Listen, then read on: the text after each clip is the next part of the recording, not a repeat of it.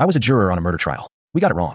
I need to get this off my chest. I've been carrying this guilt for 3 years, and I don't know where else to turn. I was selected for jury duty in 2021. It was a murder trial. A man named David Parks was accused of killing his business partner, Thomas Walsh. The prosecution's case was circumstantial but compelling. David stood to collect a $2 million life insurance policy. He was the last person seen with Thomas. He had no alibi for the time of death. The defense argued that there was no physical evidence linking David to the crime. No DNA, no fingerprints, no murder weapon. Just motive and opportunity. I was juror number 7. During deliberations, I was one of the holdouts. I didn't think the prosecution had proven their case beyond a reasonable doubt. I kept saying that motive isn't evidence, that circumstantial cases require a higher standard of proof. But the other jurors wore me down. They pointed out that David had changed his story multiple times. They pointed out that he'd been having financial problems, and the insurance money would solve everything. They pointed out that innocent people don't lie. I caved. I voted guilty. We all did. David Parks was sentenced to life in prison. 2 years later, the real killer confessed. It was Thomas Walsh's estranged son, who'd been cut out of his father's will. He'd killed his father to get revenge, not money. He'd heard about David's trial and felt guilty, but he was afraid to come forward. Finally, his conscience got the better of him. David Parks was exonerated.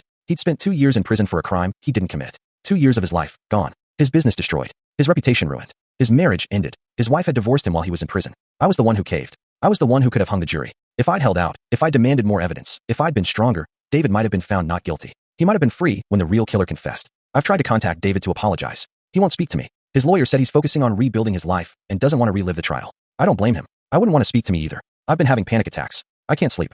I quit my job because I couldn't concentrate. I'm in therapy, but it's not helping. My wife is supportive, but I can tell she's getting tired of my obsession with this case. I don't know how to live with what I did. I don't know how to forgive myself. I took an innocent man's freedom because I was tired of arguing, because I wanted to go home, because I convinced myself that reasonable doubt was just a technicality. To anyone who gets called for jury duty, take it seriously. Don't let anyone pressure you. Don't vote guilty unless you're absolutely certain, because if you get it wrong, you'll have to live with it for the rest of your life. I'm so sorry, David. I failed you. I failed the justice system. I failed myself.